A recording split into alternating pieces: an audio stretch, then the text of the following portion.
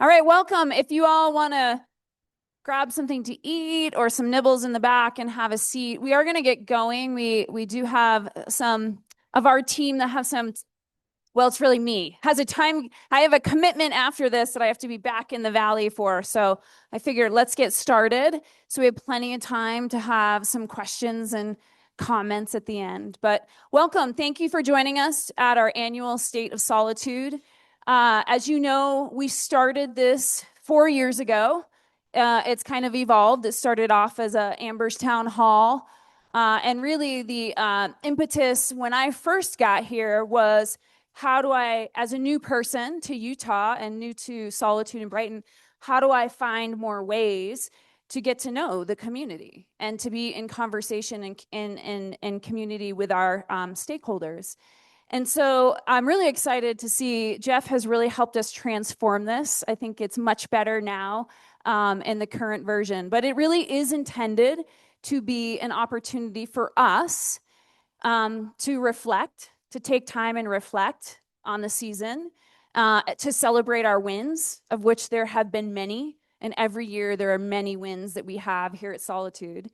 And it's exciting to spend time to look back after a very busy season and look at all of the things that we've been able to accomplish.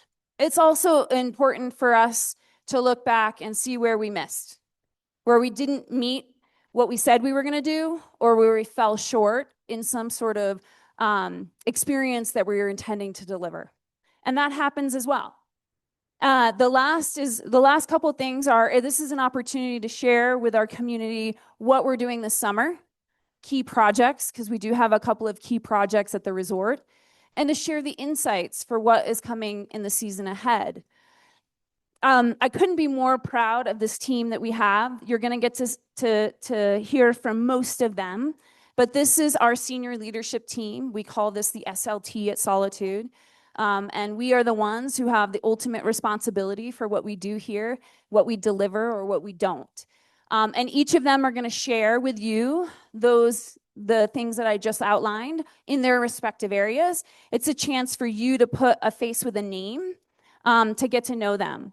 So I just want to say thank you to those of you who've come in person, and thank you to those of you who have showed up online.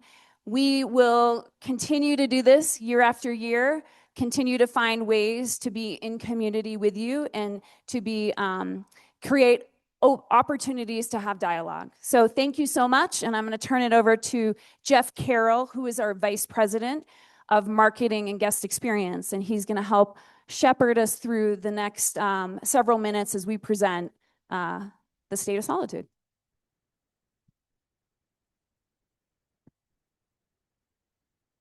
Thank you, Amber.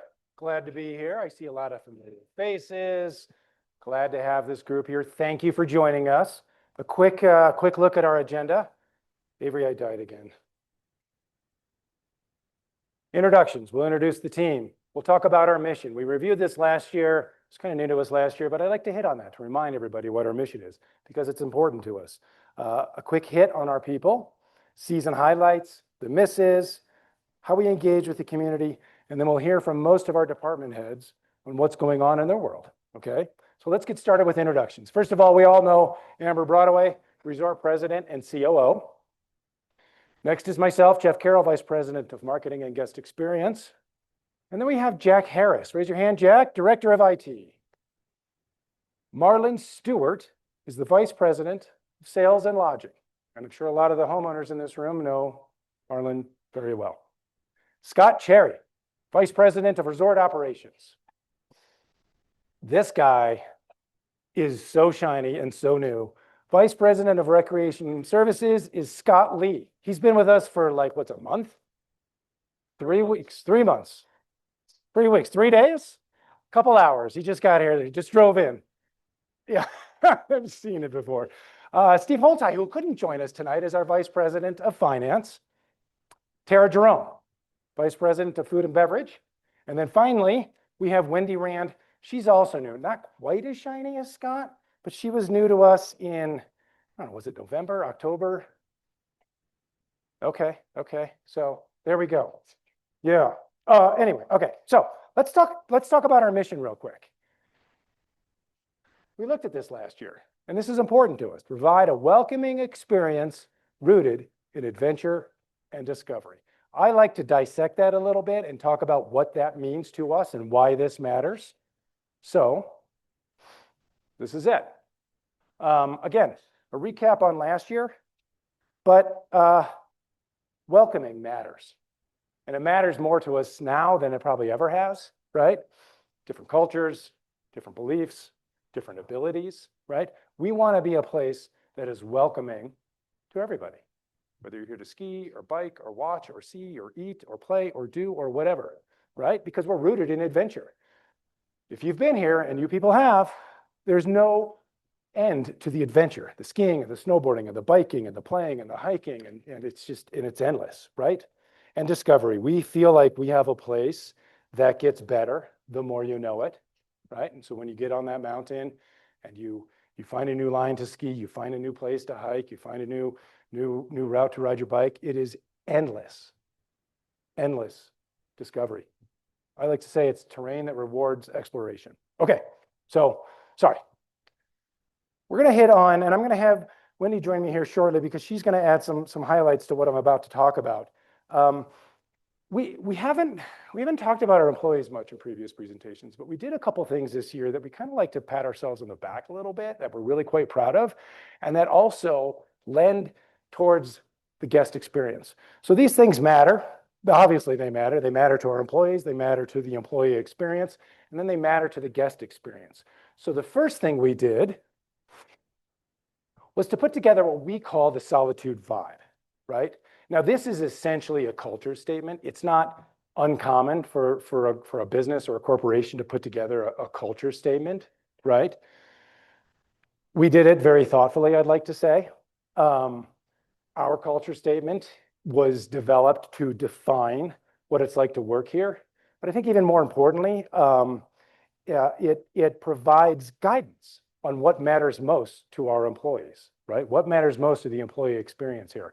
And so I guess what I want to say too is like this wasn't leadership sitting in a room putting this together.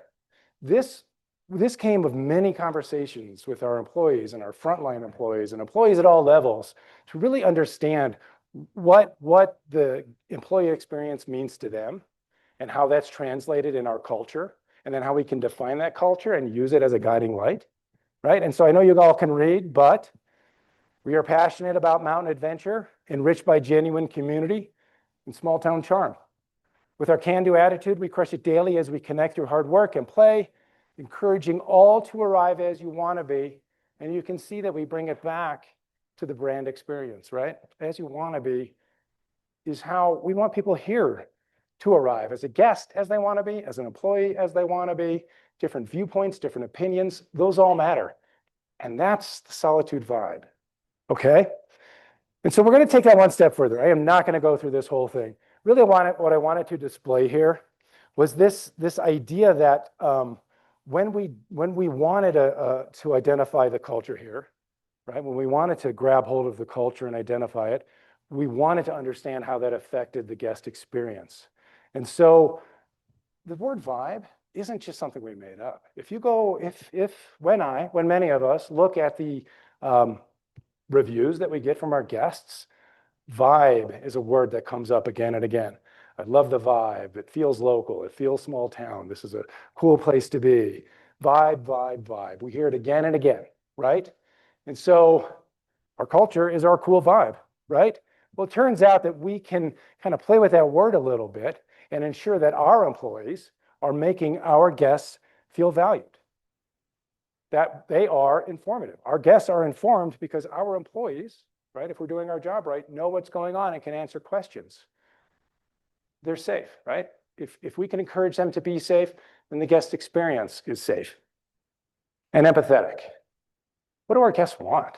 And how can we be empathetic to their needs and their concerns, right? Don't brush things off. Let's learn from them and be empathetic to their needs and expectations. And so that is the Solitude vibe. And I'm going to have Wendy come up here because something we did too that we're really quite proud of. Well, I'm just going to let her speak to it. We put together a recognition program this year that we're very proud of. I'm going to turn this off.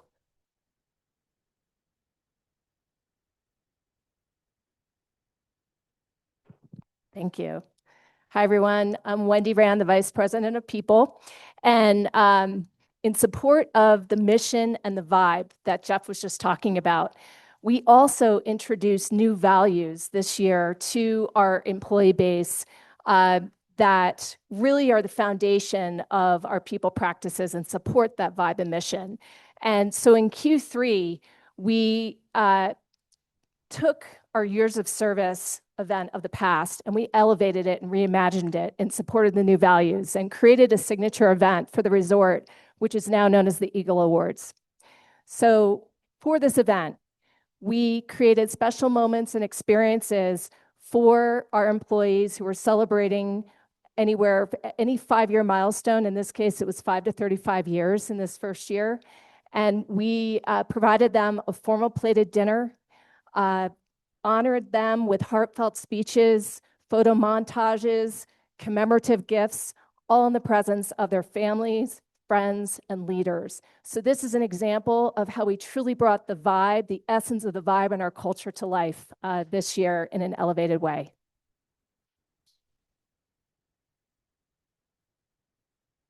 For those that are, I bet a lot of the owners or a lot of the locals and regulars in this room recognize this guy. Marvin Sumner, 35 years. The other people in the photo, they're just stand-ins. They're extras. 35 years. That's a lot. Good for him. Anyway, let's move on. Hits and misses. This is going to be quick because we never miss. It's all hits. This is like 30 minutes of the greatest hits. So let's get into it. We're going to talk a little bit about summer and winter. Summer 2024. So we're looking back to last summer, right? Because this summer just started. We built 3 new bike park trails on our bike park. That was such a big deal, right? And they're a ton of fun. And I hope you people are enjoying them and riding them. And obviously we're open today.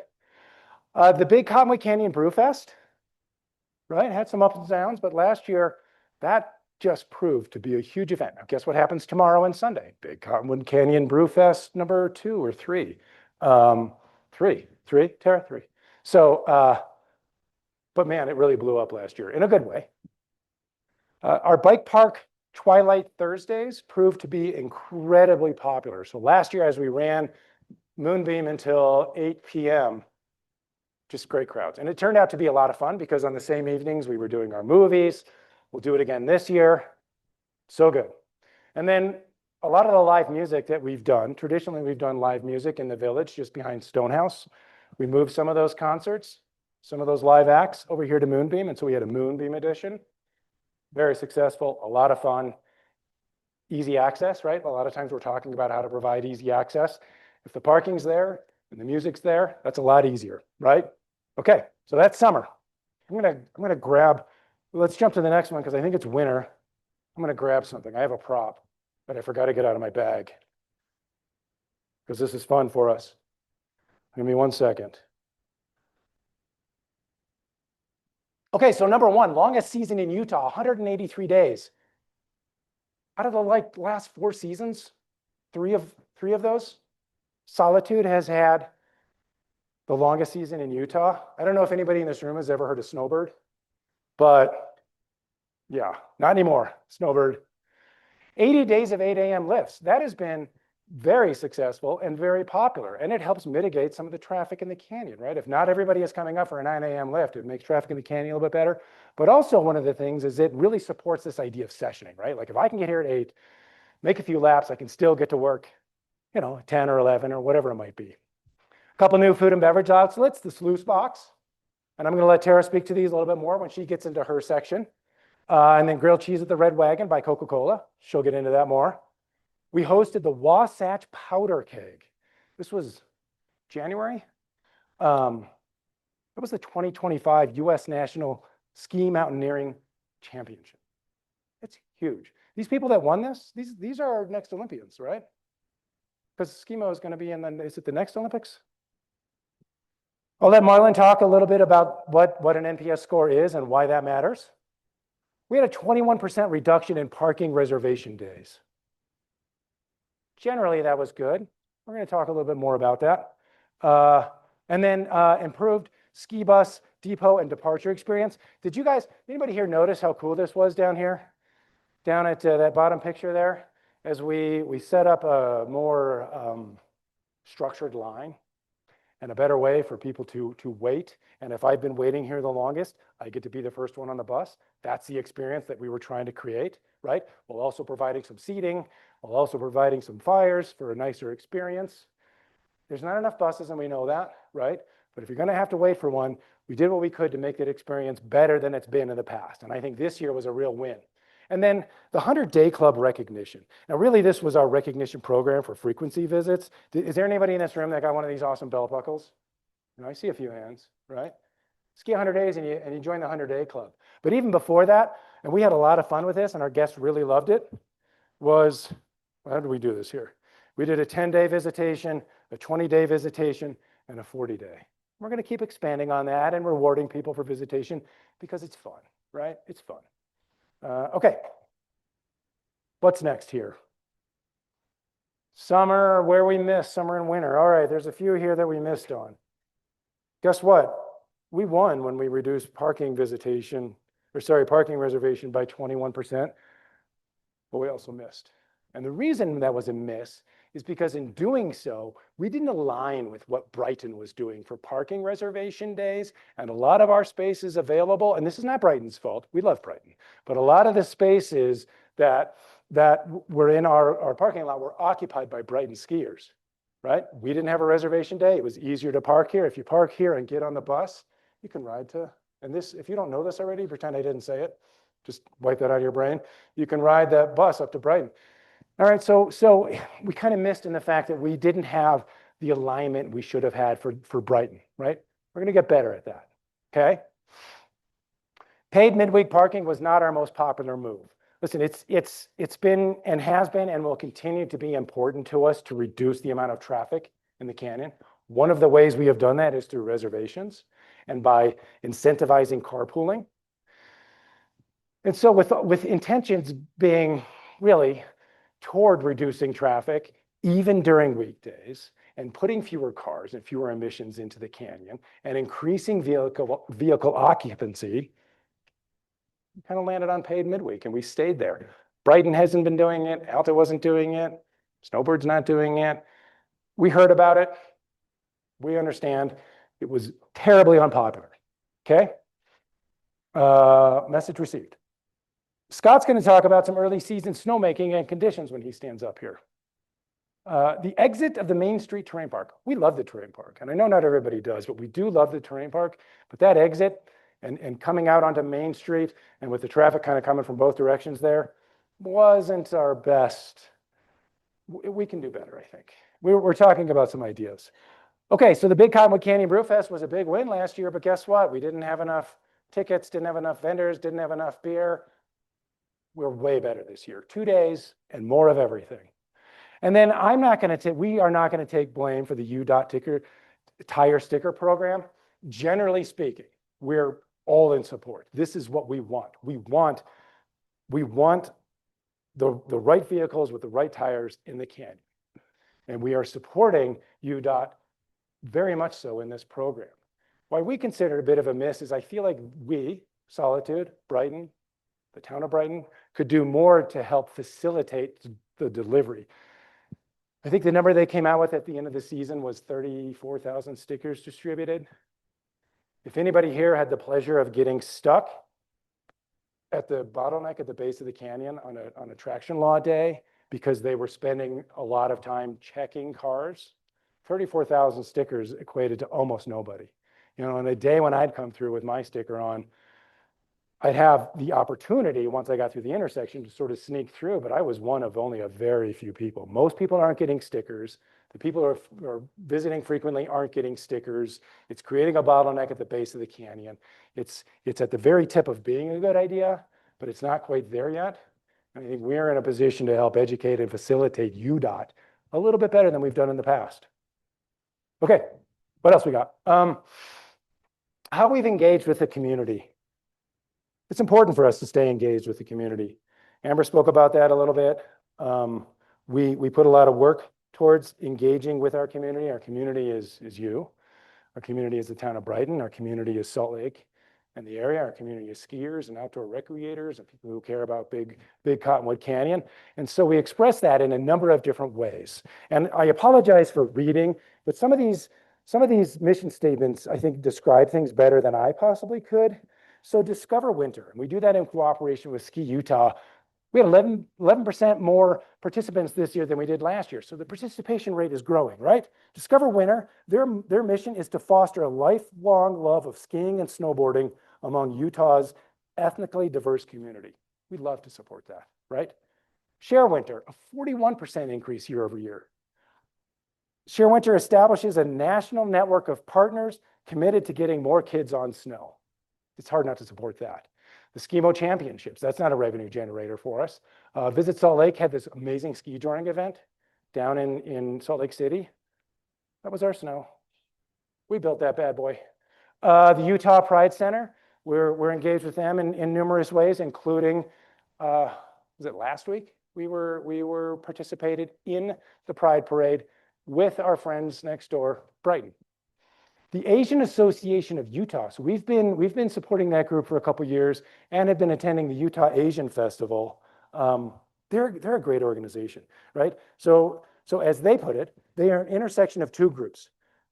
Asian Americans in Utah, representing the heritage community, right? The community that currently lives here, and then also representing marginalized refugees, refugee youth, and human trafficking victims, and then representing the community that they serve.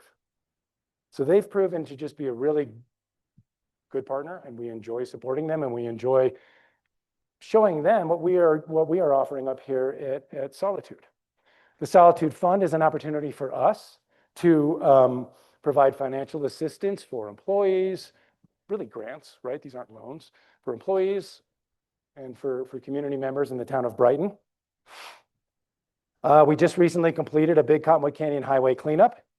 If you haven't had a chance, take a look. It's really beautiful. And then in-kind contributions to more than 130 local nonprofits. We get but I mean, every day we get a donation request, and we're happy to support those. Okay, I'm going to do one thing. I'm going to take a look because I may have left this out of my bullet points, but I'm going to take a deeper dive into this support of the High Fives Foundation because it's something that we do that we've now been. Is it 2 years or 3 years, Amber, that we've been working with Roy? 2 years. They're an organization. So the High Fives Foundation, their vision is, as they put it, is to create a universal shift in adventure sports that expands what is possible for those who have faced life-changing injuries, right?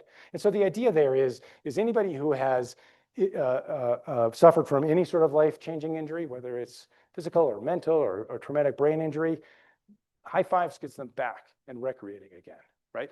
Now, within that organization, if you go to the next slide, Avery, they have a program called Military to the Mountains, and we love supporting this.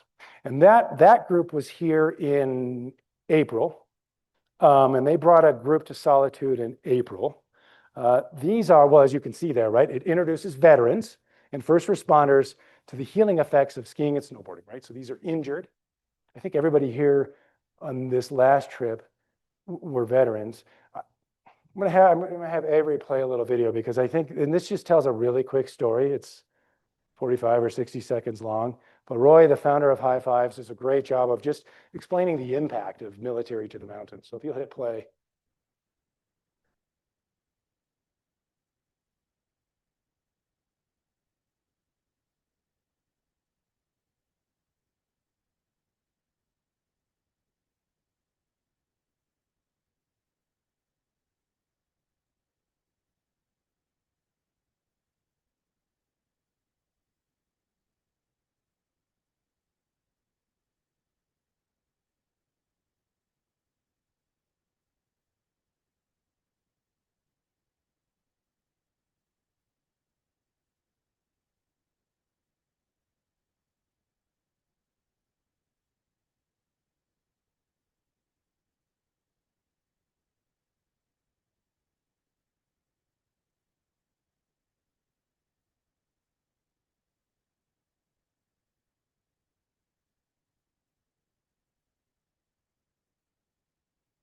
Okay, so like I said, we love the Military to the Mountains group. Amber actually brought that relationship with Roy to Solitude. She had worked with him previously.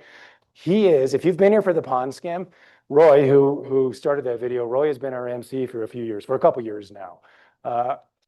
He's just a great guy.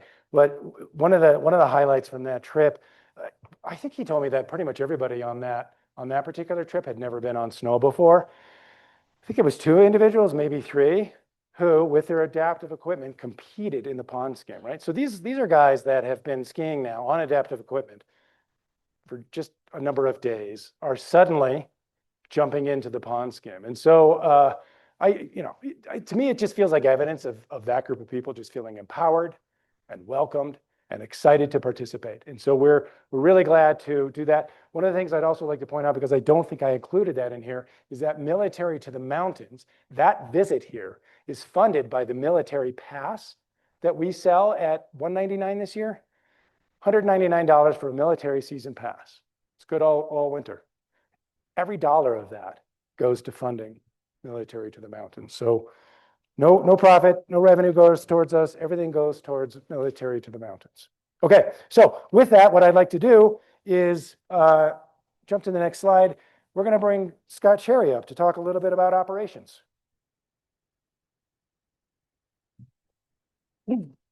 Thanks, Jeff. Hello, everyone. My name is Scott Cherry. I run resort operations here at Solitude. I just completed my second winter season.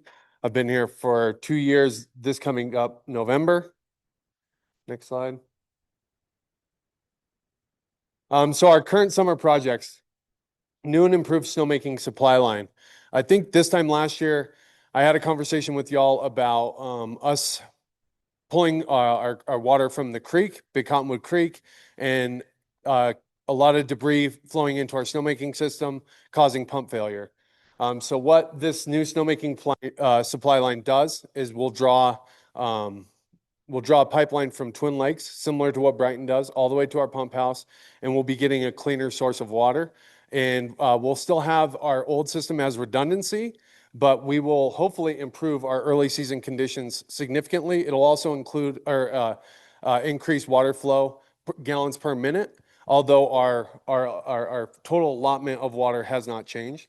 4 new VESON towers or racks, remote avalanche control systems.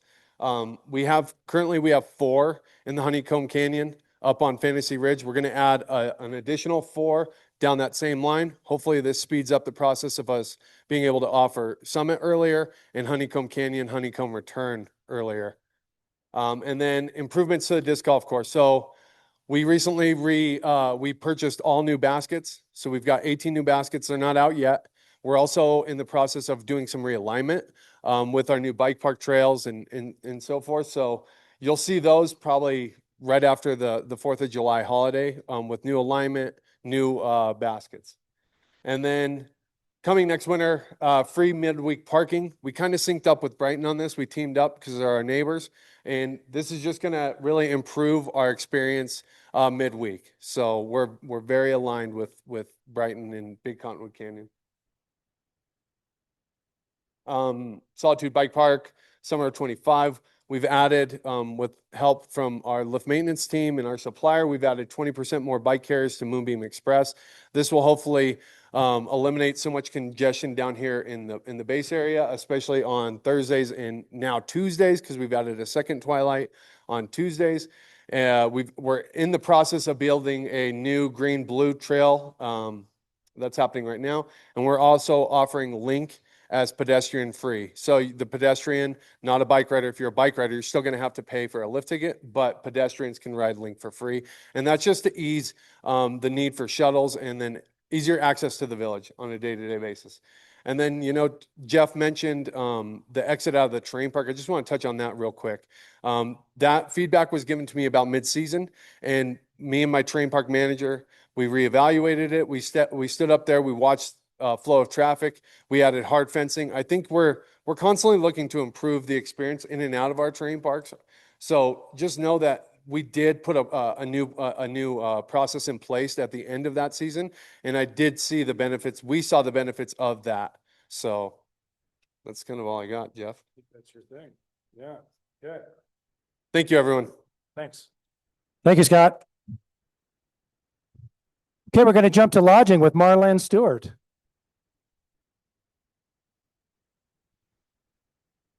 Take it away. Good afternoon, everybody. Marlene Stewart, VP of Lodging and Sales. So just have a quick update for what's happening in lodging. Some of our wins, we had the Inn open daily, 7 days a week last summer, and we'll do that again this summer. That was a really big hit for people that want to get away from the heat, come up, enjoy the pools in the mountains. We were able to grow our rental pool. So we were able to sign more condos into our rental pool. Nick's team is doing an amazing job taking care of the condos and the properties in the village, and that's really showing. We're getting more people signing up with us. We have added a new wedding site. It's actually a ceremony site on Mountain. So we're gonna be able to take Moonbeam lift up, walk just a little bit, and there's a little wedding site that Scott's team's working on so they can get married up there, ride the lift back down, and actually have their party down here. It is a beautiful site. The views from up there are incredible, and we're having really good luck selling that. So that's been a huge win. NPS score. So this is our guest satisfaction score. This gets sent out to every guest that stays with us. They get a survey, they fill it out, and we're at 66, which means we're number 2 in the entire company. And for Solitude and for a small lodging team like ours, that's a huge win. So very proud of my team for that one. Thank you. This summer we have, this isn't really Solitude project, but we do have the Solitude Village Master Association. They're going to replace the pavers in the village. Sure, if you've walked through it, you've seen they need to be replaced. They're a little bit of a hazard, so I'm super excited to have that happen this summer. We don't have a date yet as to when it'll start, but you'll see some of the construction happening soon. And then we're adding some signage around the village. We have a lot of people that get lost when they're walking around, so we're gonna add a little bit more signage, guiding them to the mountain, guiding them to the ticket office, and guiding them to the inn. We just have signs that have gone missing or, you know, just not well placed. So we're working on that. And that's all I have. Any questions for me? Okay, all right. Thank you. I'm going to go back one sec. Go back one slide there, Avery, before we bring Scott Lee up here. I just want to go a little bit deeper on this NPS score because it's actually a huge accomplishment. Net Promoter Score, it's language we use to measure loyalty, but regardless, I think what matters here is that being second in all of the Altera portfolio was no small accomplishment. I love the Inn at Solitude. It's a great place. I've had many comfortable stays there. But if you've been around to some of the other lodging at some of our other properties, here's how I like to say it. The Inn at Solitude is not the second best lodging property at Altera, but it is clearly the second best experience. And that comes down to our people. And that is a huge accomplishment. And so when we talk about, you know, these employee accomplishments, it's not just to pat ourselves on the back. It's to say we really care about the guest experience. And we know that we can drive that through the employee experience. So just a huge accomplishment. I love that stat. Anyway, okay, we're going to move on to Scott Lee to talk a little bit about activities. Yeah, but it's not a percentage, but yeah, that's generally how you would think of it. Like if you had 100, that would mean every guest that came here. Yeah. Here's a way to frame it. If you've ever been asked a question that says, because everybody that measures NPS score does it the same way, whether it's the Apple Store, Chili's restaurant, or us, the question is, what is the likelihood that you would recommend this, in our case, Solitude, to friends or family? So it's a likelihood to recommend score. So if you've ever answered one of those questions anywhere, somebody is measuring NPS. Thanks, Jeff. Good afternoon, everybody. My name is Scott Lee. I'm the Vice President of Recreation Services here. Thrilled to be here with you, and thanks for showing up this evening. So what do we got going on? Well, Jeff kind of spoiled it earlier, but I'm new, in case you hadn't noticed. I showed up right at the end of February, and I'm thrilled to be here. I spent most of my career in Colorado in the ski industry for the past more than 25 years. And so new to Utah, thrilled to be here at Solitude and excited to meet and interact with each of you. So I look forward to meeting you and speaking, as we continue for the rest of the summer, this afternoon, and even into the winter. So this last year, Team Solitude, our kids program with our teams, our race and our free ride programs, our big mountain program, really successful program this last year. We expanded the amount of participants, really good program overall. And then this year, we're going to be expanding even more. We're going to be doing a few more days over at UOP. We're adding Woodward. We're doing some dry land training, really enhancing that program and leaning into kids in that space. So super excited about that. The Nordic Center, we got off to a slow start, of course, but we finished really strong. We had the latest closing of the Nordic Center, I think, in history. And so we're super excited to be able to keep the Nordic Center open as long as we possibly can. And we'll look forward to next season and continuing to do that in the future.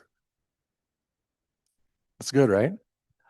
And then we improved our tuning capabilities over here at Moonbeam. We added some new tuning equipment that enabled us the ability to tune skis in a better way over here, be more efficient, do hot waxes and things like that. So we're really excited to be able to add that service over here, service all of you, our guests that are coming into the Moonbeam base area, just a lot more quickly and efficiently. So very excited about that.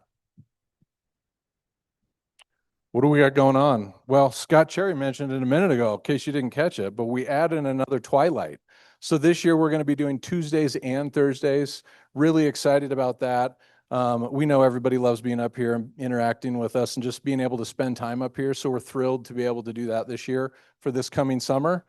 If you haven't heard, we're hosting the Monster Downhill Mountain Bike Race. Oh, I see some. Yeah, let's go. Come on.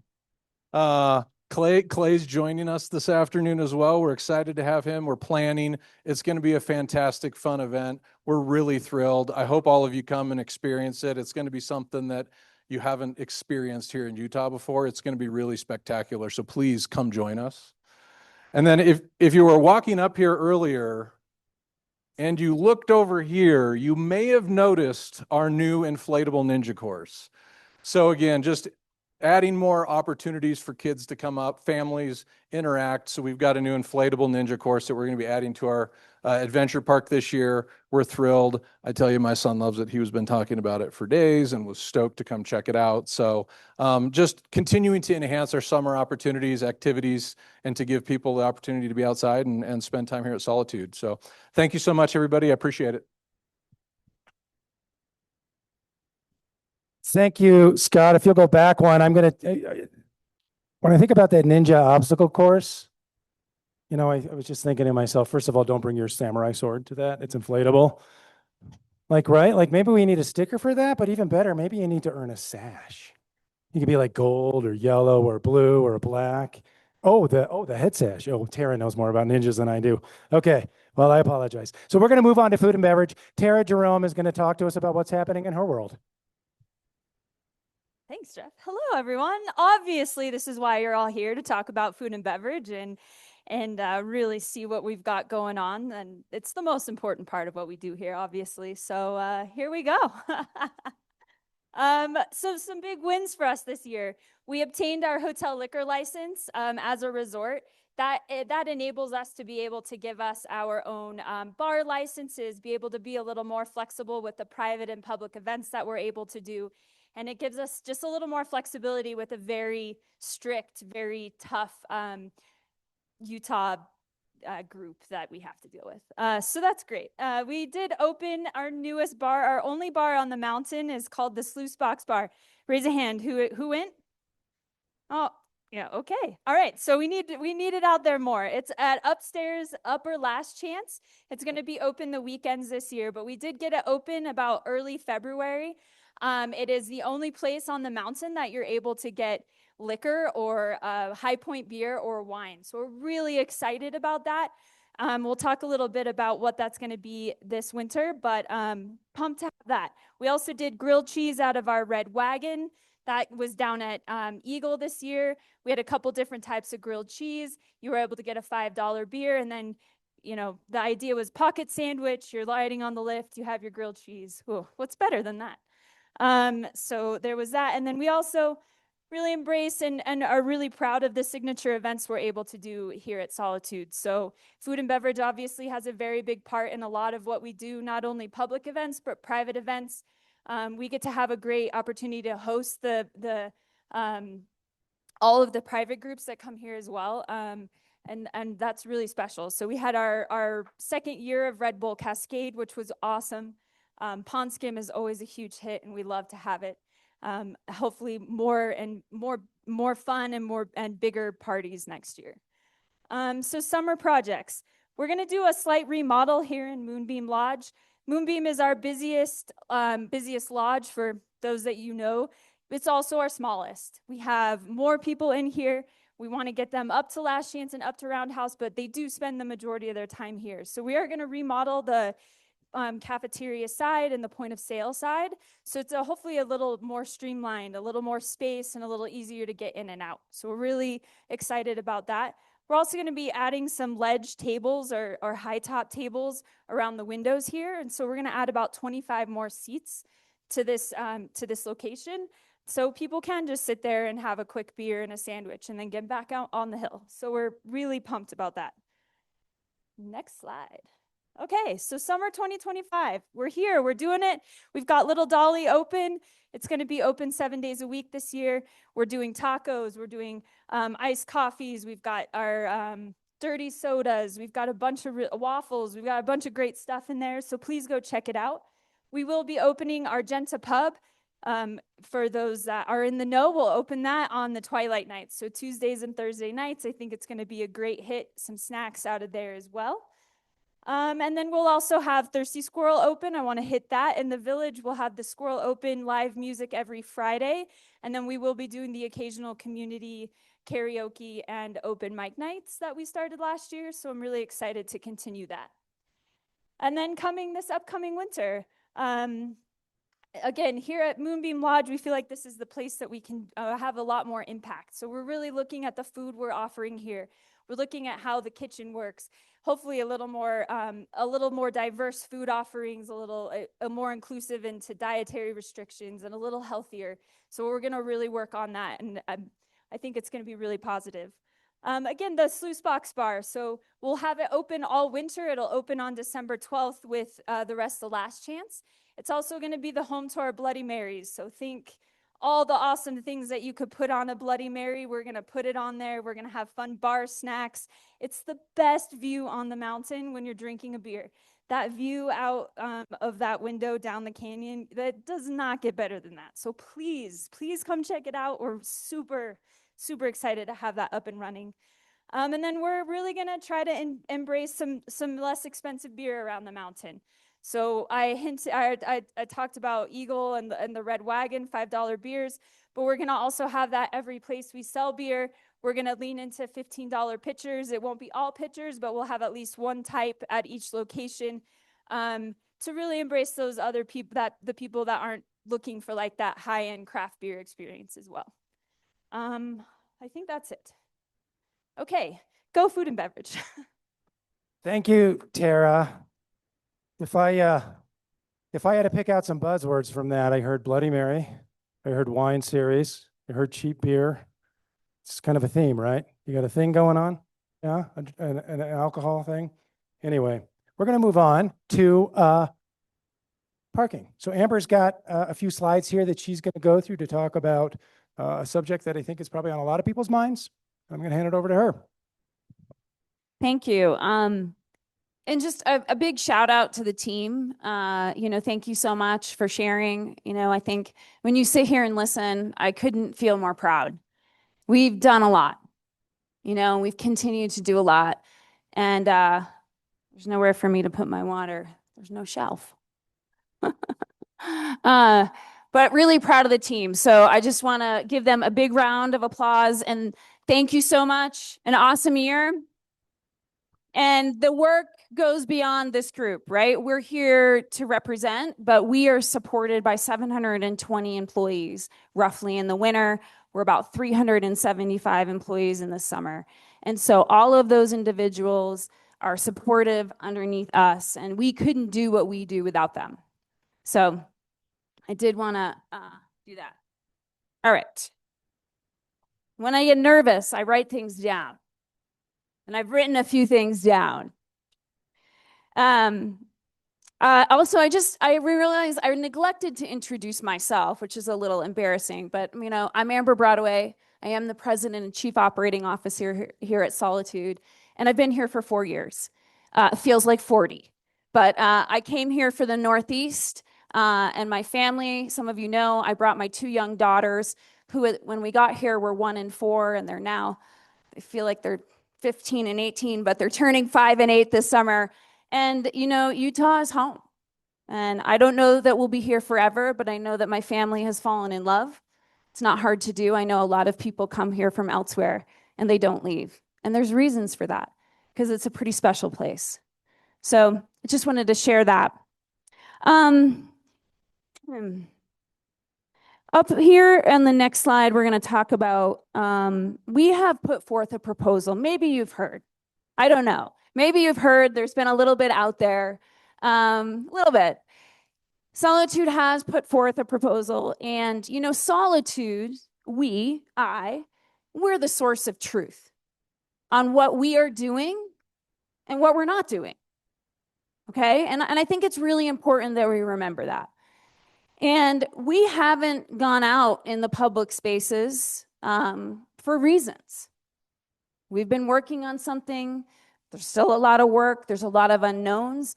And our philosophy, my philosophy is, it's better, let's get your ducks in the row, understand your information, get things baked before you start sharing it broadly. Sadly, that opportunity was taken away from us.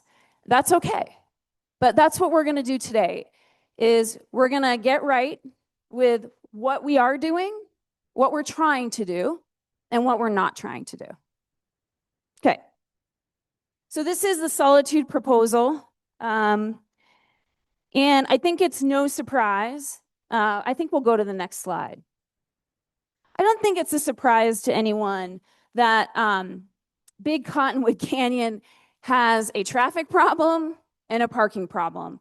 And while out of the 4 resort presidents in the Cottonwoods, I am by far the newest. But my colleagues are Utahns. They've been here their whole lives, and some of their families have been here since the 1940s when these ski resorts started. What they've shared with me is that certain factors haven't changed. There is a 2-lane road in, and there is no way to get out in the summer. At the end of these big, beautiful canyons, in each are 4 world-class ski resorts. And those ski resorts attract people and visitors. And those things haven't changed. Now, there are some things that we acknowledge have changed in the last few years. In 2021, Solitude, which was my first summer here, I drank from the fire hose. And what I found out, I would say within the first 6 weeks, I get a call from the mayor. We are going to eliminate all of the roadside parking on the north side of the road. Wait, what? Okay. Until 4 years ago, there was fair game parking all along this canyon. And in 2021, the mayor was like, you don't understand, you haven't been here, but you're going to find out. We have a problem. We've got these cars on both sides of the road. UDOT is having a difficult time managing the snow. And when emergencies happen, there's nowhere for cars to pull off. So the Forest Service, the town, UDOT, and the 2 ski resorts work together to eliminate that roadside parking, most of the length. There's a couple of small sections. In addition to the north side of the road, we all agreed to eliminate some roadside parking on the south side of the road in key areas where it was not safe. When we agreed to do that in 2021, that roadside parking was not replaced. It went away. And when it went away, it did reduce access for our guests. In 2023, some of you may remember UDOT came out with its record of decision for Little Cottonwood Canyon. They had done their environmental impact study on how to solve for parking and traffic issues. And in that record of decision, there was a recommendation by UDOT to eliminate the remaining roadside parking in both Little and Big Cottonwood. So after 2021, when we agreed to give up all of that roadside parking on the north side of the road, in 2023, we were faced with this proposal to eliminate the remaining existing parking.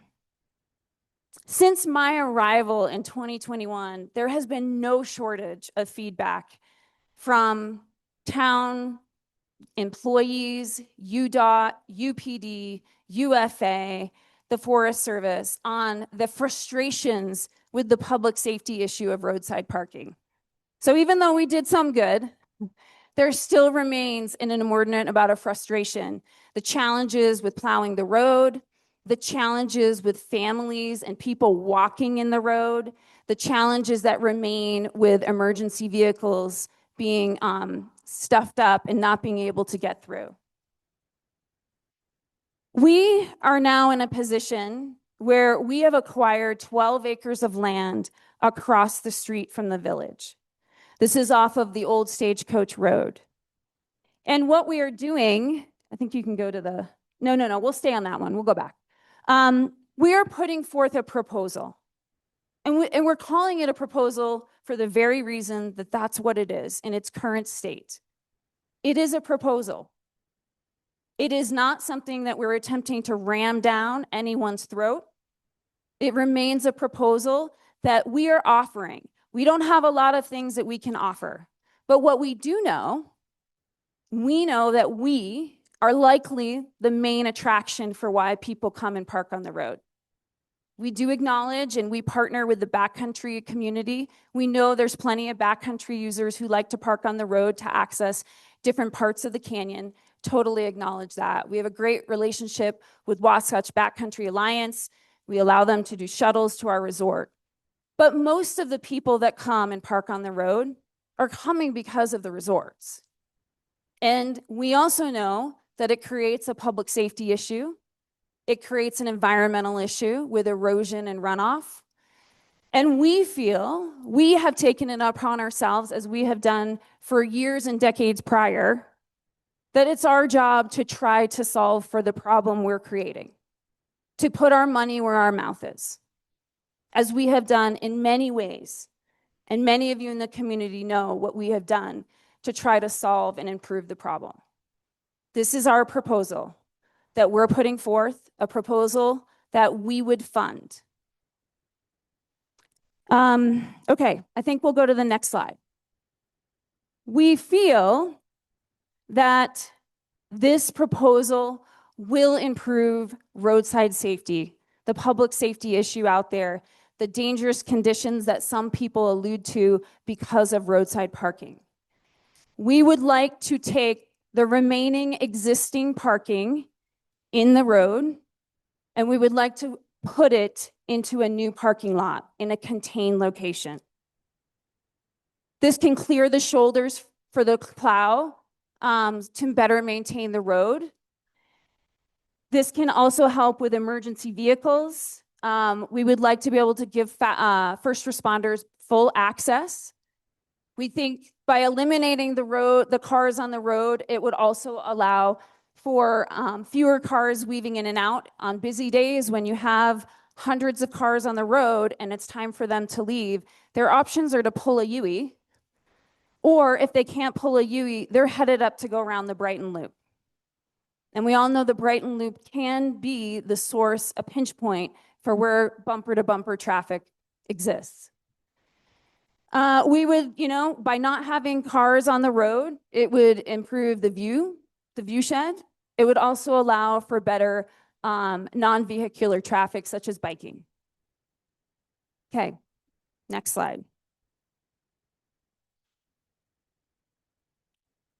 In 23-24, we moved to implement reservation parking. We brought the Brighton Resort and the town of Brighton with us. We had heard great feedback from Alta, who had done it the year prior, and we knew it was time to get on board to try to solve for all of the cars that were coming up here, clogging up the canyon to try to find parking spaces.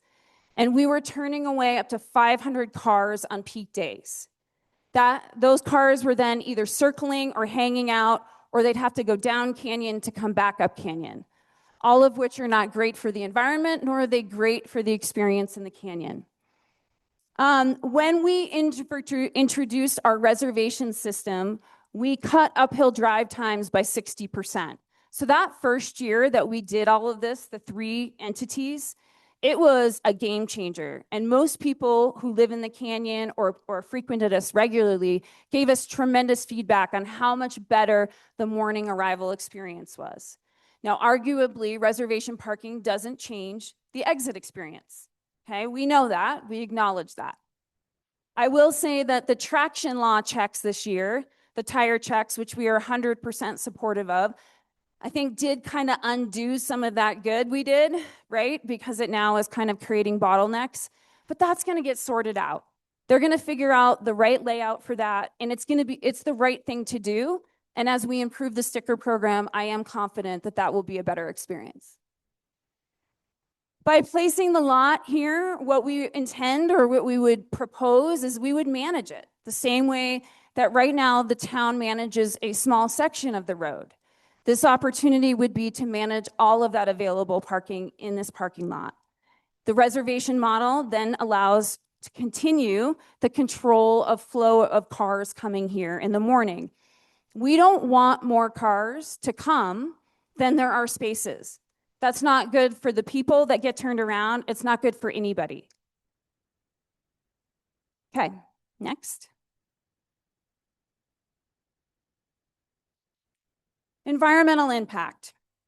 We know from the Little Cottonwood Canyon EIS that one of the main drivers for why they recommended the elimination of roadside parking was the environmental impacts. The environmental impacts with all of the cars along the road contribute to soil erosion, as well as all of the liquids that leak out from vehicles, which does happen. They go right into the creek.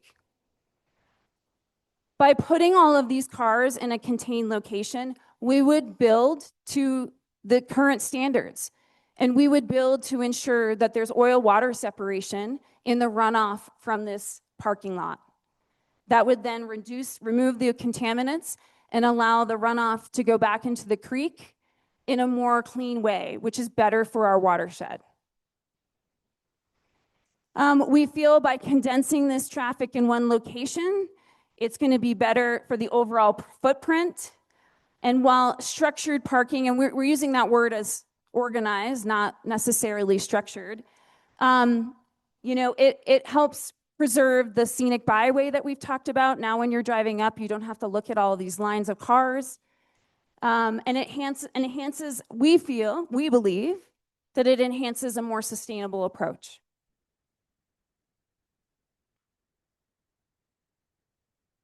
Okay. Let's talk about some of the frequently asked questions. This is to try to correct, again, the source of truth in reference to some of the information that's been put out that's not accurate. It's simply not accurate and, quite frankly, untrue. So watershed, we are in the watershed, and I take some offense when I hear claims that Solitude is not or hasn't been a good steward of the watershed, because that couldn't be further from the truth. We take our responsibility up here extremely seriously. And those of you that have been in community and partnership with us for the last few years and beyond, you know what we have done. We are very good partners with Salt Lake City Public Utilities. We have great relationships with them. The work that we do is really important. While we don't actually, we get our water from here. And those of us that live up here, we get our water in the canyon. But the water that runs down the creek, we know, goes to Salt Lake City, goes through a treatment plant, and it goes to serve the Salt Lake City. There is no value to Solitude in trying to ruin the watershed or ruin the quality of water. That doesn't do anything good for our business, for our community partners, and for the people who sustain us. As much as we love you, Town of Brighton, You are not the largest segment of our business. Our business is based in the city and the greater Wasatch area, right? So currently, we feel, and based on studies related to the LCC EIS, that roadside parking does contribute to environmental concerns as related to erosion, and they're related to the fact that the contaminants aren't treated or separated before they run into the creek. Is this replacement parking or an expansion? And this one has come up quite a bit for me. We are trying to propose a solution for the remaining existing roadside parking. That's our proposal. We are not proposing a solution to maintain existing roadside parking and to add a parking lot. That's not the proposal. Now, some people say, or some people have put out, you're just going to do that anyway. Well, here's a fact. Solitude does not own the land outside the bridge. We don't own that land, and we don't have the easement for the road. That is a state highway. I and Solitude, we have no control over what happens outside of the bridge. That is up to the U.S. Forest Service. That is up to UDOT. The Forest Service owns that land, and UDOT has the easement. So whether roadside parking, when they eliminated the north side of the road, that was not us. We were not pushing that, but it wasn't our land. When UDOT is proposing the elimination of roadside parking on this side of the road, that is not us. We are not proposing that. But that is not our land. That is not our easement. So I am here to say our proposal to the landowners, to the stakeholders, UDOT and the town of Brighton, is to do that. That is our proposal. We would like to build this new parking lot. We would like to take the existing spaces and relocate them. And our proposal to those who have the authority is that you should then eliminate the roadside parking that remains. Okay? Pedestrian safety. We are in the midst of we're going to do questions at the end. Okay, thanks. We are in the midst, again, we're still in our proposal stage. We're still trying to get work done. We are in the midst of having a traffic study done. The early indications of our proposal do not suggest that a traffic light is warranted or needed, or a hawk. The hawk is what's down at Cardiff. The early indications don't suggest that. Our proposal is that we would shuttle our guests from the parking lot at Old Stage to Moonbeam. We feel this can be accomplished successfully in this section of the canyon because there are 3 lanes. There are 3 lanes between here and Old State, or up to the village. So we would be able to utilize that 3rd lane in both directions. When traffic could be backed up at the end of the day, we would still have a 3rd lane to move.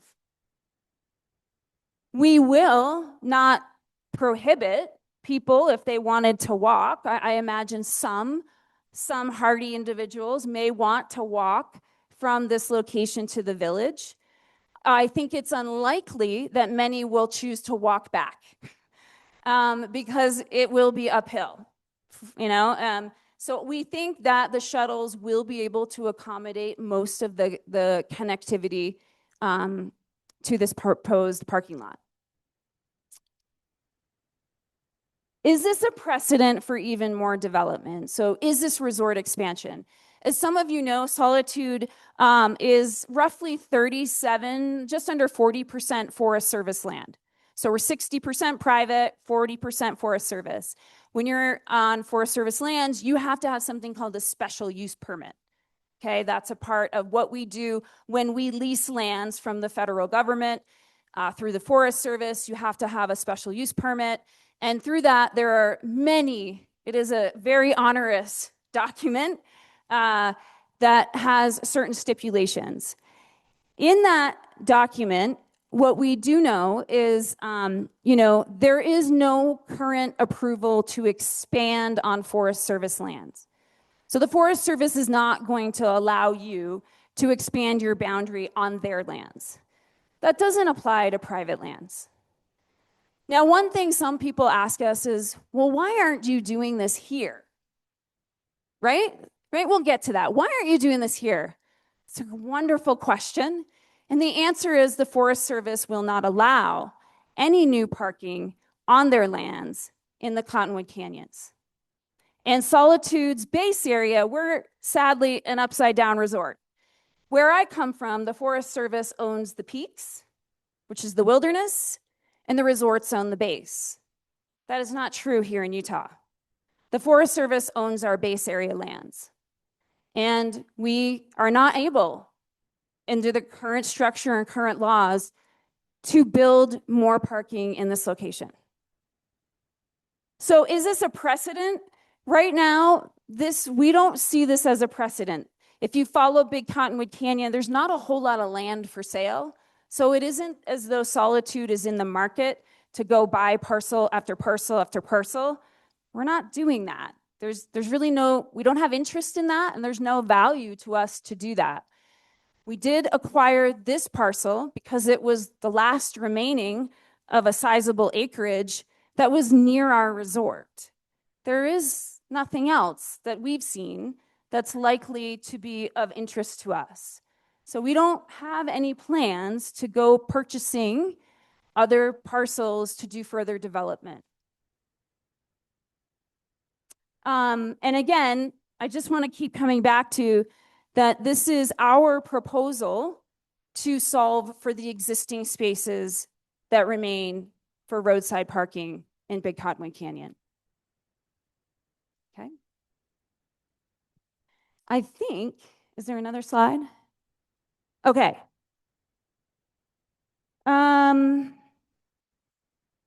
Some have asked, why haven't you come forward? Well, again, we've been working on this for a period of time. We've been engaging with key stakeholders for several years on this topic and on this project idea. There's a lot of layers to what we're trying to put forth. And we didn't have everything dialed. And we were trying to figure out the feasibility of doing this before we came out in the public spaces. Well, that got changed when information was put out by sources other than ourselves. And now we feel that we are in a position where we want to share with you what we can. What have we done? What are we thinking, and why? What I can tell you is there are no timelines. There is nothing set in terms of when is this going to happen. I don't know. We still remain in the engagement stage where we're trying to continue to engage with key stakeholders. So this is our opportunity to create space and dialogue with our community to talk about this. We value our community partnership. And quite frankly, our record has showed time and time again, we have showed up as good community partners, leading community partners, not just good. Some of the work we've done has been the best in the two canyons. That's not going to change. Whether we agree on something or not, that's not going to change. We're going to continue to show up. We value transparency and being in conversation with you. And we're going to keep doing that, not just today, but in the go forward as this topic, as this proposal, as this really important, transit and traffic and parking continues. We're going to be with you every step of the way, talking about what we're thinking, talking about what we're trying to do, and we're going to take your feedback. I know at the end of the day, we may not agree, but we're going to have constructive conversations, and we're going to engage in meaningful ways. That's all I have to share on that. And I think now, I guess we'll open it up to questions. I think we do have a process Because we have people online, we are going to have people come up to the mic. Yeah, so what we would like you to do, if you need us to bring a mic to you, we can, but our preference would be if you could please come up to the mic and you can ask your questions so that way our people online can hear it. And it doesn't, you can ask questions about anything related to the resort or what we've covered. It doesn't just have to be about parking. And if you're online, please type your question in via Zoom and we'll try to get to those as well. We may not get to everything. A reminder that we have a hard stop at 5:30. We'd love to answer everybody's questions and stay here all night, but we can't. So We've got 20 minutes, so test, test. Hi, Amber. Is this working? Okay. I think we all agree that facts are important. So the first question is this 12-acre parcel, how many parking spaces are you anticipating putting there? Well, we're still in the preliminary stages, but we have assessed roughly 590. 590. Okay. So to address the taking away the roadside parking, we're heavy users of Solitude skiing, so we often laugh and measure when that line starts from on the roadside parking. And it's about half to 3/4 of a mile, 5,000 feet, 10 feet per car. You know, you're talking somewhere in the 300 or 400 cars just for that roadside. And it's not every day because we come up during the weeks and weekends. So, you know, I just want to make sure that, and your existing parking here in this parking lot here Yeah. is how many spaces? We have, our resort has roughly 1,200 spaces. 1,200 spaces. So in terms of, Can I just correct you on something though? yeah, So the reference that you made to the roadside parking signs, that's only a portion of the available roadside parking. That's not all of it. So I think that is important. but that is the part that people are using. That's not true. On peak days, people are using areas outside of those signs. Okay, but you've set up systems to penalize those people, right? So, Well, we don't manage the road. so No, that's not true. You can park anywhere there's no parking. It's just a small section that the town has chosen to get permitted to manage. okay. So there is a fallacy that needs to be dispelled because when you increase parking, in the availability of parking, you increase demand. It's known all over the country. Well, you know, if you have a Mhm. 3-lane highway and you make it 5 lanes, it Mhm. eases congestion at the beginning, but next thing you know, it's bumper to bumper for 5 lanes. Mhm. So you are increasing capacity. We disagree with you. Okay. So the other thing is, you know, you mentioned that the pollution from the parking on the side of the road. I mean, if that is 500 cars and you've got 1,200 cars, a parked car is a parked car. Whatever the pollution is generates by a parked car Mhm. is pollution. So the same issue you have for parking the side of the road, you have for the same 1,200 cars that you have in your parking lot. In addition, if you take that 12-acre site and asphalt it, you're getting rid of the natural filtering process that the trees, the aspens and all those trees there. Yeah. And you're putting in asphalt, which changes the whole configuration of how much water and where it's going. Yeah. So I don't think that I don't think you're solving your environmental. Well, I think the parking that we have in our Moonbeam area is it's far away from the creek, right? It's not as close. Well, I would disagree. the other thing I would say is that the new parking lot we are planning to put in oil water separation to address runoff. All right. And then you talk about the traffic pattern.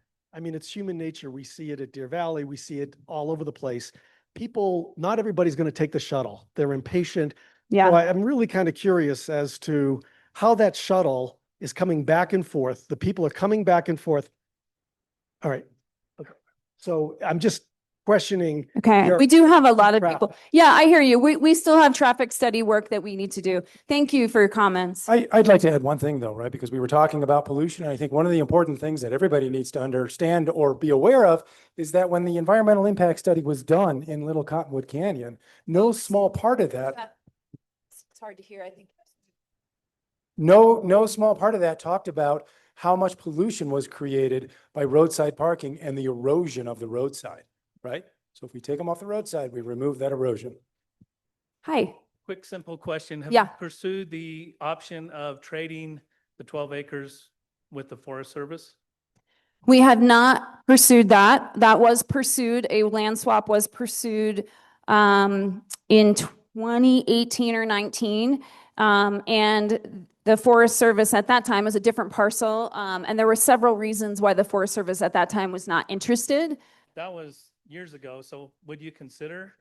We are Pursuing open to that? all options. Like I said, we're in the proposal stage and we're going to stay open to all kinds of things that we can discuss.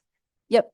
Amber, on somewhat a similar topic, could you talk a little bit about the transit hubs that are being proposed for the canyon?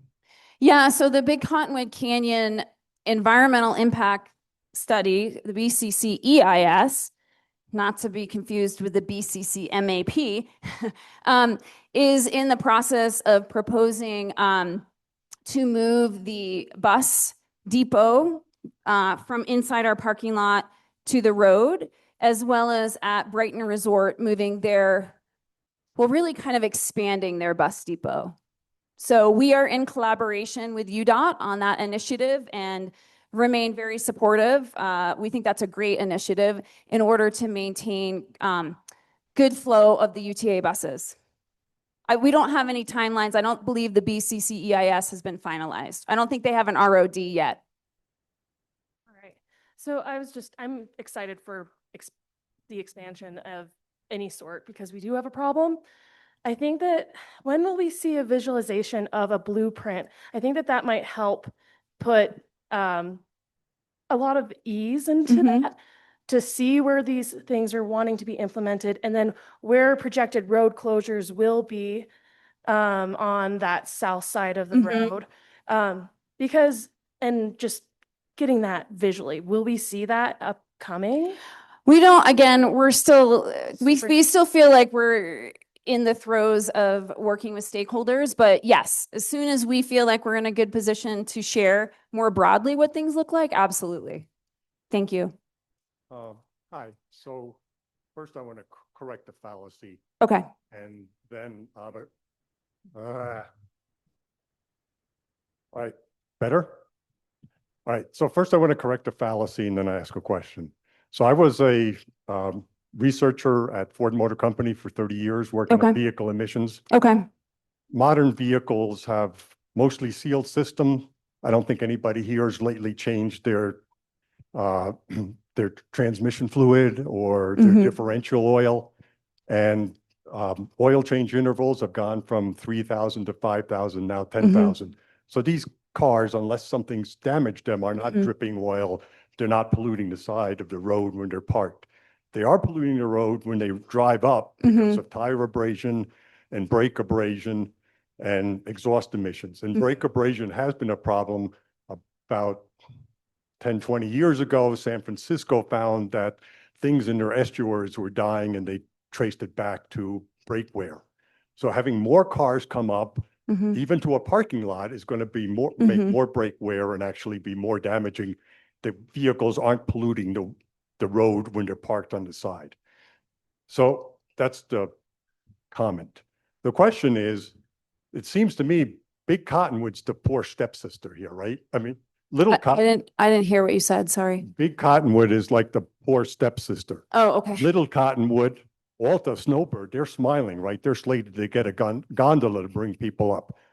So why is it that we're left here trying to dig up 12 acres of aspen forest, pave it over with asphalt as our response to how we're going to improve traffic? And it just doesn't make sense. Why are we getting screwed and Little Cottonwood's getting all the good stuff? Yeah, I think that question is probably not for me. It sounds like more of a question for, the stakeholders. But I did want to go back and just say, again, environmental analysis was done through the LCC EIS, in which they did talk about some of the contaminants that come out of roadside parking from the cars. I totally respect. You sound like a very smart, well-experienced individual. And the second was, just to correct, is again, we don't believe that what we're proposing is going to bring more cars up. Hi. how many trees will be cut down and, the approximate ages of the trees? Also, can you briefly touch on the gravel pit construction? What's going on at the gravel pit with the parking there? Yeah. The timeline of that. I have no idea how many trees or the age. So again, we, are in the early stages. So, and I can't speak to the gravel pit because that's not my project. That is a UDOT project. But that you could probably check their website, the BCC EIS or the LCC EIS, and they might have some updates on that. Yeah. So as you said, your business is in the valley. So rather than bringing more traffic up here, because it will, there have been studies shown that if you increase the amount of capacity, more people will come, more pollution. It's not really realistic to expand the Big Cottonwood Canyon Road, so it will remain 2 lanes for the foreseeable future, and just continue to build traffic. And as you mentioned, you are working with UDOT to work this stuff out. And as you also just mentioned, the gravel pit is controlled by UDOT. Would it not be possible, since you are a business that is run out of the valley, to put your parking in the valley and create a shuttle system that will reduce the load on the canyon, reduce emissions and pollution in the canyon, and also solve the traffic problem? Yeah, those are great points and questions. I think they're really more points than questions. Thank you for sharing. I think a couple things is one, we disagree with you that more cars will come. We disagree with you that there's 2 lanes because there are 3 lanes in this section of the canyon. And as far as the valley, we remain in good partnership with all of those entities in the projects that are in flight. And let me just remind you a couple things that we have done. We have funded our own private bus for employees. When UTA cut bus service, do you remember that? Remember we used to have 15-minute bus service and it got cut to 30? We fund that. I'm not asking what you're funding. I'm asking what your plan is. I'm telling you what we're doing.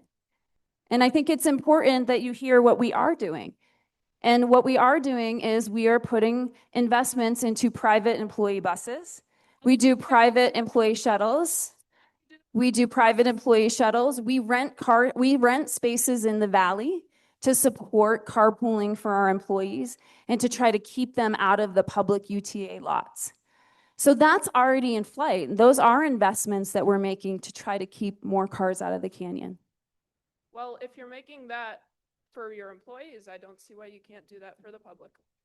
Thank you for your comments. Appreciate it.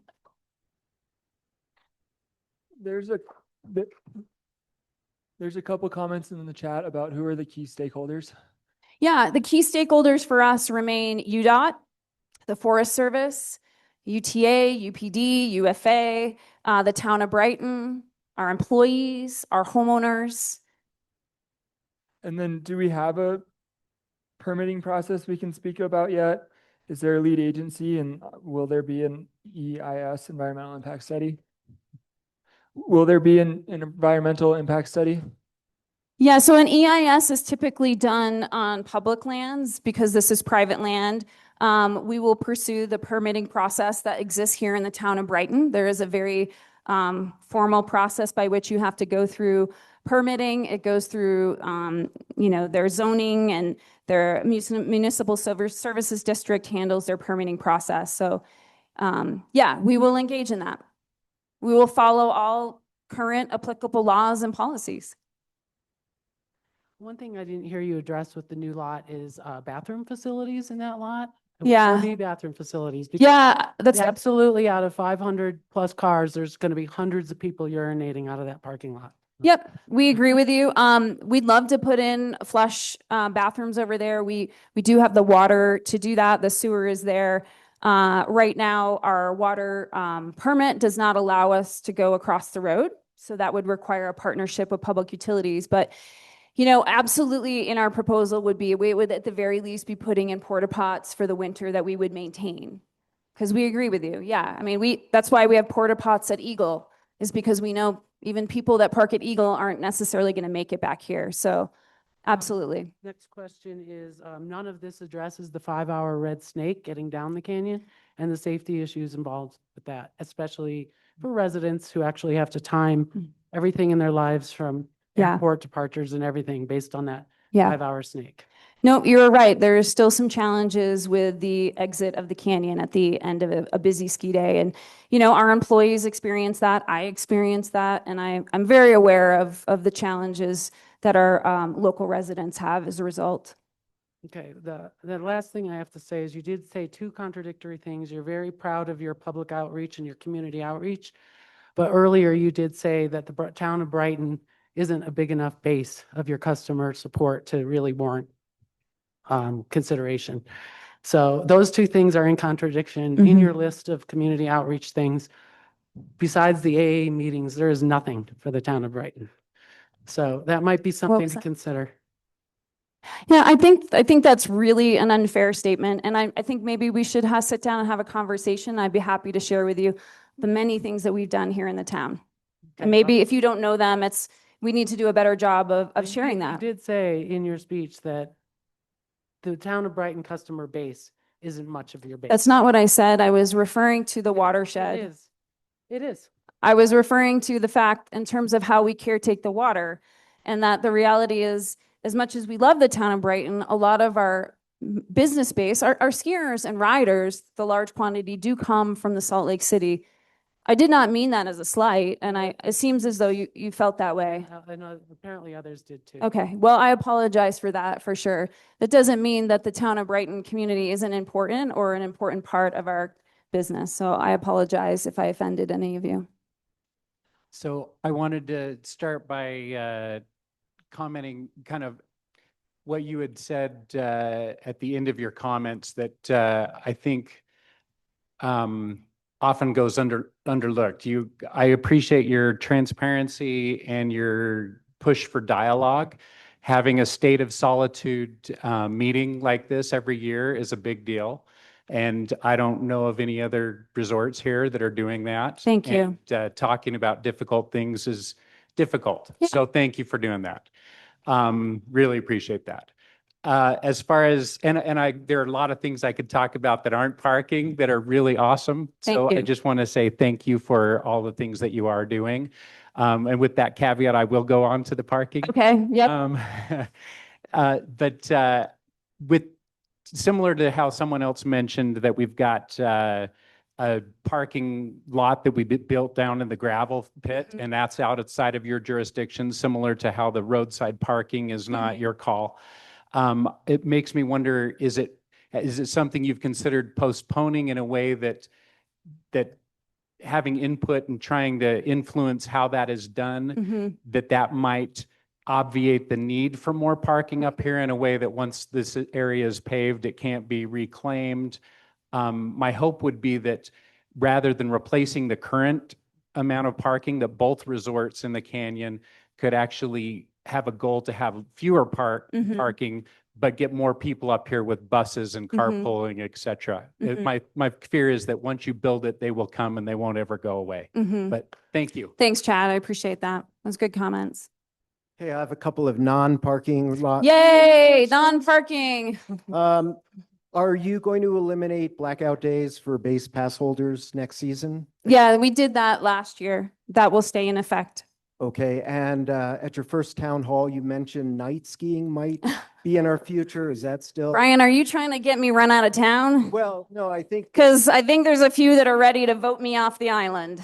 Well, can you answer that? I can't. I think it's a great question. It's just not something that we have explored, but we absolutely, I think some of you know, night skiing used to exist here years ago. So yeah, we are trying to stay open to lots of different ways that we can continue to meet the needs of our guests and our community. So I like that idea. I thought I was. It's not something we've spent much time exploring. Okay, thank you. Yeah, I guess we'll just take these last two. Are there any more online? Okay. Hi, Amber, everyone. Thanks for putting this together. Looking towards the future, Mhm. is there a desire or, excuse me, looking towards the future, is there a desire or even ability to host Olympic events at this resort? Oh, that's an awesome question. It's the question was, can we host Olympic events? To be quite honest with you, I actually did have a conversation with Fraser Bullock who is Utah's chair. I'm not sure exact title, but let's just say over the Olympic Committee. It's not impossible, but the reality is the minimum infrastructure needed to host an Olympic event is massive and very expensive. And really what they're thinking is the right thing to do is they're going to already have this infrastructure at Deer Valley, Park City, and Snow Basin. So for example, ski mountaineering, we are actually going to be trying to host a World Cup ski mountaineering event this December. It'll be the first time one is held in the United States in almost 25 years. You have to host a World Cup in order to be an Olympic host. I would say the likelihood is extremely small because of the costs that go into the minimum infrastructure. Maybe we'll stay starry-eyed and think it could happen, but I think right now the right thing is for them to focus on the existing venues. Great question. Thanks. Thanks for keeping it lighter. Hi. Hi. Hey, thanks for all you do, Amber. The Thank you. resort's running great. The bike park's awesome. Thank you. Thank you. And I was wondering on the parking issue, if the increasing bus service, like 10-minute bus service, might make it so we wouldn't need to have additional parking. And maybe if we could incentivize ways to not have single occupant vehicles, which, I think on some counts estimate maybe 30% of cars are single occupant vehicles. And you could use carrot and stick, maybe charge $50 for parking in single occupant vehicles or free beer for people that take the bus. So thanks, John. I really appreciate that. Both of those are great suggestions. We absolutely are keen for UTA to not only get back, but enhance their service. And the other thing is we have been a carpool leader for parking for a long time. As you know, we do 4 free. And before that, we used to do discounts for 2 and 3 and 4. And so we absolutely will continue to look at occupancy as a way to incentivize more people getting in the car. Yep. Great. Thank you. Hi. I want to reiterate what somebody else said about the state of Solitude presentations. They're great. Thank you. I appreciate that. Just 2 questions. One's a non-parking question, but just to piggyback on the UTA one. Yeah. So traffic is a public problem. Mm-hmm. It's a public good. Mm-hmm. You're proposing a private solution Mm-hmm. to this public problem. Really, it's UTA's issue. So can you just say a little bit more about plans that UTA might have to increase the frequency of the bus service? Because that would seem to help you out as well significantly. Yeah, I can talk to what I know. I mean, again, I don't work for UDOT or UTA, but we do. I know this may shock you, but I was hired to come run a ski resort. And what I end up running is a parking and transportation program. What I know of UTA is that, part of what drove the cut a few years ago was the lack of drivers. They're working on rebuilding their driving certified drivers. They operate under a collective bargaining agreement that is very onerous. They can't hire seasonal employees. The other thing is because they accept federal funds from the, I don't know exactly if it's federal, I'm not sure, I'll get it wrong, and I don't want to try not to put errors out there, but the money that they get requires that they have equity in their service. So the ski bus does create some challenges with equity in service for UTA, and that is something that they're trying to figure out. So we have great relationships with Carlton. He's the one, we've worked with them closely at UTA to put together the private bus for the employees when they cut the public bus. So like I said, we are in full communication and collaboration with all of these stakeholders, and that's not going to change. And, as we continue to engage and we learn more, we'll take that information and use it in our overall plan. Yeah. Thanks. And the second question is about capital expenditures. In Sure. previous years, Yeah. you've discussed capital expenditures. This is a significant capital expenditure. Mhm. So I'm curious whether that changes your plans for the future. You had talked about, for example, improving ski school access. I think you're building the bike park. That doesn't seem to be on pause. Yeah. If you could just speak to sort of how this impacts future developments. Yeah, our 2 biggest things that we focus on here are the airway places where we have capacity constraints, and that is parking and that is snowmaking. And so the investments that we're focused on are in those areas, and that our parent company, Altera Mountain Company, remains committed to. So this snowmaking project that Scott talked about is roughly a $4.5 million project. And this parking project still remains, we're still working it out, but those will be the two major priorities, and we will continue. And it isn't a but, it is an and we will continue to explore options. I have to get to an event I'm so sorry. And we will continue to explore ways in which we can improve our facilities and enhance ski and ride offerings. So I'm sorry, I have to get to an event in the Valley. My family will be waiting for me, but this isn't the end of it. I'm not going anywhere. I have a cell phone and an email, and I have an office. So those of you that live in the community, if you want to come down, some of you seem quite frustrated, and let me take you to lunch.